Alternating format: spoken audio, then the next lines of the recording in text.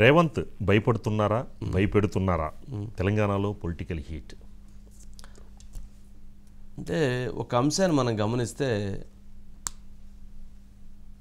పబ్లిక్లో అంటే ఒక డిస్కషన్ మొదలైంది.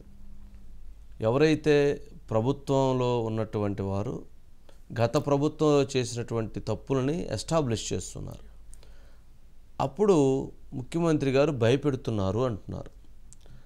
అలాగే ప్రతిపక్షంలో ఉన్నటువంటి వారు ఈ ప్రభుత్వంలో ఉన్నటువంటి వారుని కొంతమందిని టార్గెట్ చేస్తున్నారు. దానికి ముఖ్యమంత్రి గారు భయపడుతున్నారా అంటున్నారు.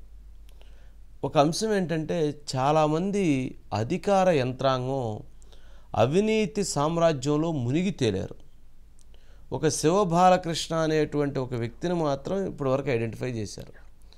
వారితో పాటు పదుల సంఖ్యలో ఉన్నటువంటి ఆఫీసర్ల మీద కొన్ని వందల వేల కోట్ల రూపాయలకు సంబంధించినటువంటి అవినీతి ఆధారాలు ప్రభుత్వం దగ్గర ఉన్నాయి. గతంలో కొంతమంది పాలకులు చేసినటువంటి అవినీతి కుంభకోణాలు ప్రభుత్వం దగ్గర ఉన్నాయి, ముఖ్యమంత్రి గారి దగ్గర.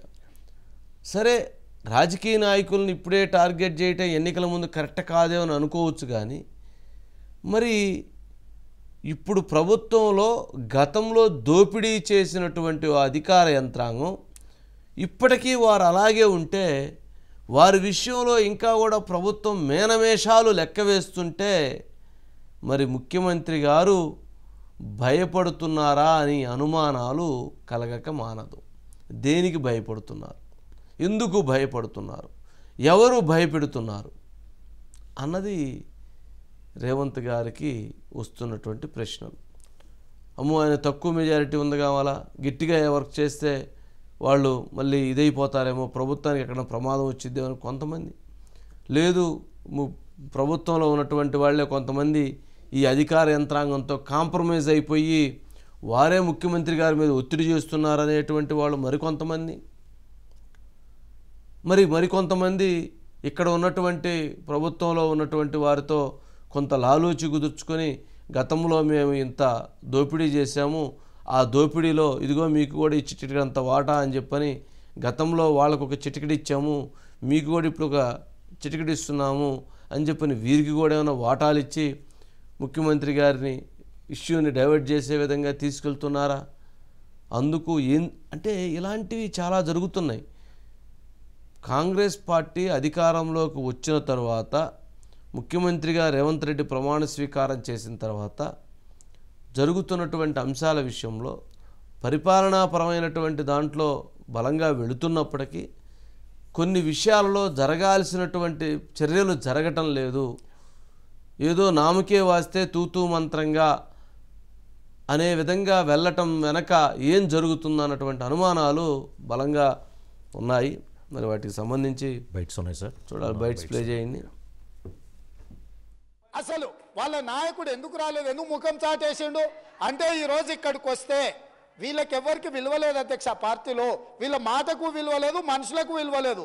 పార్టీ యజమాని ప్రతిపక్ష నాయకుడు వారు వచ్చి మాట్లాడాలి ఇక్కడ.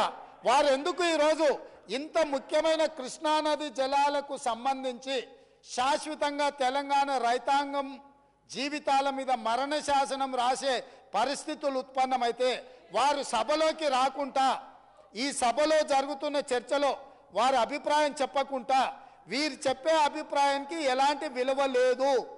చంద్రశేఖరరావు గారిని సభలోకి రమ్మనుండ్రి. చంద్రశేఖరరావు గారు వచ్చినాక, ఎందుకంటే 10 సంవత్సరాలు జరిగిన పాపాలకు వారు కారణము. పాపాల భైరవుడి సభలకు వచ్చి చర్చ చేస్తే తప్పకుండా మేమందరం కలిసి సమాధానం చెప్తాం. వారిని సభలోకి రమ్మనుండ్రి, చర్చ చేద్దాం. అవుమరిగా ఇది వాస్తవాలు కాదు, ఇది అవాస్తవాలు అని బుక్ పెట్టాలి. అరే ఉన్నదంటే ఉలికేందుకు బట్టన్నా ఓపిక పట్టే దండం పెట్టా. సారాంశం అయితే ఒక్కటే అధ్యక్ష, 10 ఏళ్ల కేసీఆర్ పాలనలో ప్రాజెక్టులు అప్పగించలేదు. మీరు రాగానే అప్పచెప్పడానికి అన్ని సంతకాలు పెట్టొచ్చిండ్రు. ఇది మీరు ఎంత లొల్లి పెట్టినా ఎంత అరిచినా ఇది దాగని సత్యం. నేను ఆధారాలతో సహా ఇప్పుడు నేను సభ ముందు మీ ద్వారా ఉంచబోతా ఉన్నా. మేము గొంతెత్తి నల్గొండలో సభ పెట్టినందుకు ప్రభుత్వం స్పందించి మేము ప్రాజెక్టులు అప్పచెప్పబోము అని ఒక తీర్మానం చేయడం అనేటువంటిది మేము దానికి సంతోషం వ్యక్తం చేస్తున్నాం. జగన్మోహన్ రెడ్డి గారు కేసీఆర్ గారు దీర్ఘంగా ఏకాంత చర్చలు చేసుకున్నారు, ఏకాంతమైన చర్చలు జరిపారు, గంటలు గంటలు మాట్లాడుకున్నారు, హలాయి బలాయి చేసుకున్నారు, బిర్యానీ తిన్నారు, 5-6 గంటలు మాట్లాడినారు. Entire media was reporting, they are discussing river water sharing. Biryani తింటారు, గంటలు గంటలు మాట్లాడతారు, వాళ్ళు కలిసినప్పుడల్లా తెలంగాణకి రివర్ వాటర్ షేరింగ్ లో అన్యాయం జరుగుతుంది. సబర్వాల్ గారు ఎక్కడైతే పనిచేశారో వారి బాస్ ఆనాటి ముఖ్యమంత్రి గారు కేసీఆర్ గారు చెప్తేనే వారు రాసి ఉంటారు, ఆనాటి ఇరిగేషన్ మంత్రి గారు చెప్తేనే ఇరిగేషన్ సెక్రటరీగా వారు రాసి ఉంటారు. నేను స్మితా సబర్వాల్ గారు తప్పు పట్టట్లేదు అధ్యక్ష, వీళ్ళు చెప్తేనే వారు రాశారు, కాబట్టి తప్పు వీళ్ళదే. సార్ మొత్తానికి మాత్రం వాడి వేడిగా అసలు అసెంబ్లీ సమావేశాలు ఇవాళ హరీష్ రావు గారి స్పీచ్కి 21 సార్లు మైక్ కట్ చేసిన పరిస్థితి ఏర్పడిందంట స్పీకర్ గారికి. అంటే ఆయన ఆ కంటెంట్ మీద అంత డెప్త్గా డిస్కషన్ చేశారు. ప్రభుత్వంలో ఉన్నవాళ్ళు కూడా ఆ స్థాయిలోనే వాళ్ళు కౌంటర్ అటాక్ చేయడం మొదలు పెడతా ఉంటే దాంతో కొంత సీరియస్ డిబేట్ జరిగింది. సరే ఏదన్నా కానీ ఇప్పుడు సుధాకర్